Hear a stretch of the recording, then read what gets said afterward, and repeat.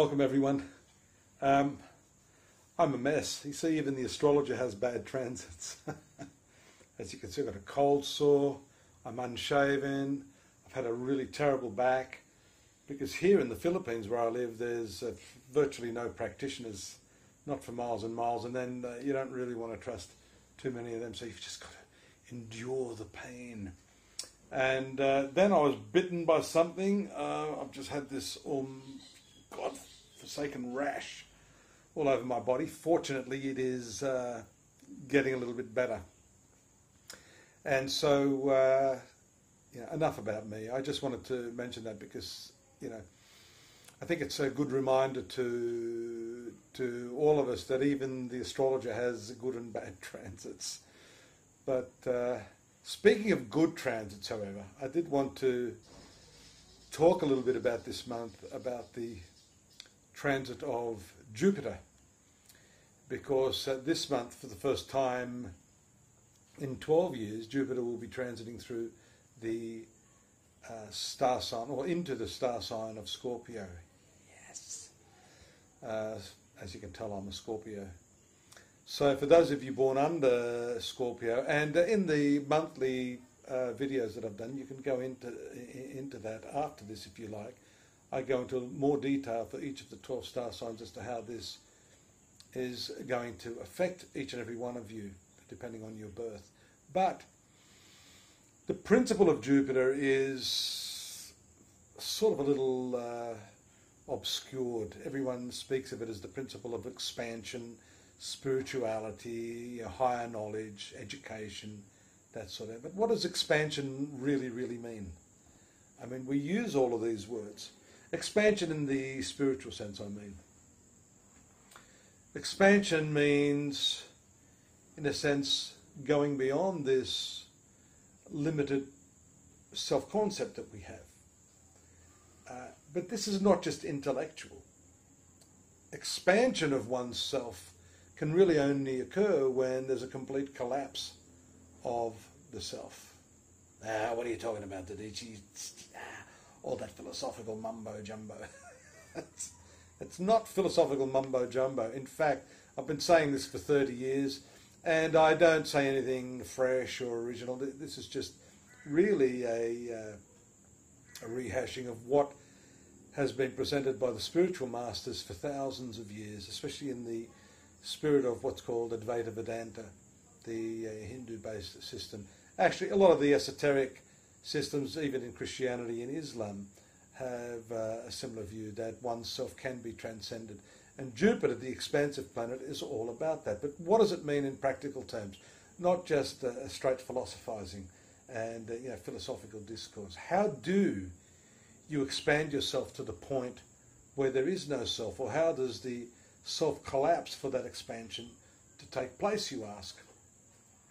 Well, firstly, let me say that I've been very interested in some of the latest cognitive and neural scientific data that's coming out, which seems to be pretty much confirming what the ancient seers had been saying, and that is that the whole notion of not just an external objective universe, but the self is simply a construct. It is not actually something tangible, although it appears to be tangible. The external universe and the self are simply transient projections in consciousness. Much like an ice block is simply water, the manifest objective world is simply solidified consciousness, our own consciousness, very much like a dream which we feel at night while we're asleep is a very real objective thing. That too is simply occurring in our minds, but is projected as an external objective world.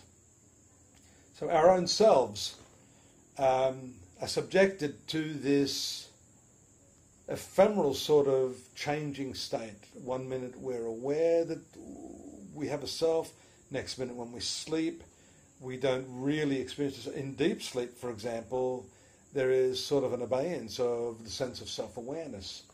Of course, there is still awareness, there is still a process of observation going on. Otherwise, how would you know when you wake up that you had a deep sleep? Obviously, there is an awareness there of not just dreaming, but also of deep sleep.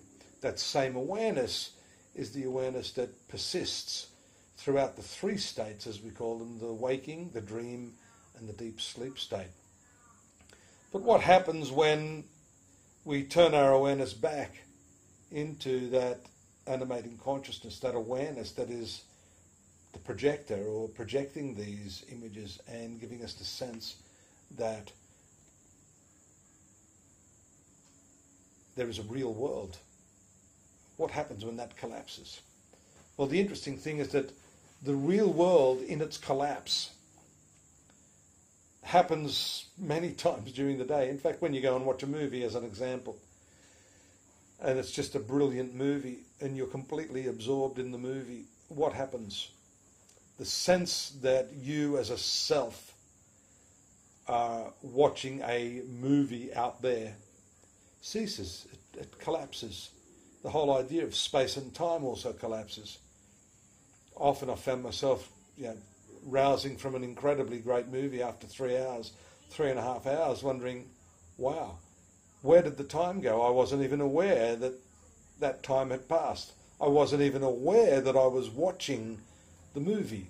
So that absorbed attention in the object, that absorbed attention in what we are observing is itself the secret key to the collapse of self and collapse of an external manifested universe. Now, something's happening.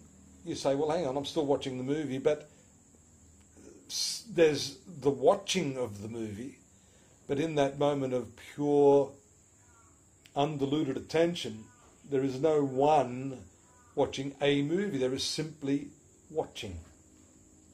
So the process, I call it a process, but the planets are really a process.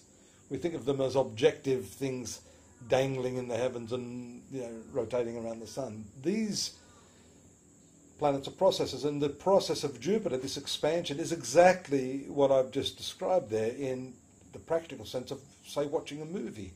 The collapse of the idea of a subject observing an object, with the residual simply being watching. And that is the process of Jupiter. Jupiter's expansive energy gives rise to that state of pure being, pure experiencing without a subject or object, as a consequence of its transits in different parts of your horoscope. Now, that experience is not limited to a specific activity, but we do tend to limit that experience to the things we take a great deal of pleasure in. Whatever we take great pleasure in, whatever we focus our attention on, whether it be dancing, listening to a beautiful piece of music, watching a sunrise, making love, eating the most sumptuous meal, all of these things afford us the opportunity for the collapse of self. Now, the collapse of self, I use self with a lowercase s as opposed to capital S. Not that we should distinguish, because there aren't two selves. There is just this pure awareness being compartmentalized through our mental constructs, our conditioning, our ignorance, our history, our belief systems. So when this Jupiter starts doing its work and one is absorbed in the object of one's love, then the collapse of self occurs. The practice is to keep the self collapsed, but that's not easily done unless you love every single thing you're doing at every given moment, and that's precisely the job of Jupiter. The process of Jupiter is the unfolding love that we express in any given moment, not to just simply those things we find ourselves preferentially attracted to. So that's the exercise, that's the meditation. It's not that you should give up your cross-legged meditation and your yoga and the mantras and the prayers and all the devotional activities, but nor any of those other activities where you experience pure bliss of a non-spiritual activity. But it's actually in all of those activities to expand that state of awareness, that state of pure attentive lovingness to what's going on, that affords you the opportunity to collapse the self permanently in the stage of knowingness and awakening. That, see, when it happens, there's nothing to be said about it. When that happens, the experience of no self, that pure experiencing, eclipses the idea of the self. And then there is simply the talking, there's simply the being, there's simply the isness of this moment. That is the process of Jupiter, and its movement this month to the sign of Scorpio has its own unique little quirks and influences on you depending on which star sign you're born under. So do look at that, and I hope you can absorb some of this information, not just on the intellectual level, but in a way that gives you that chance to slip into the slipstream of pure being, pure attentive love to this moment, whereby the self will collapse. Take care. Look forward to your company soon. Bye-bye now.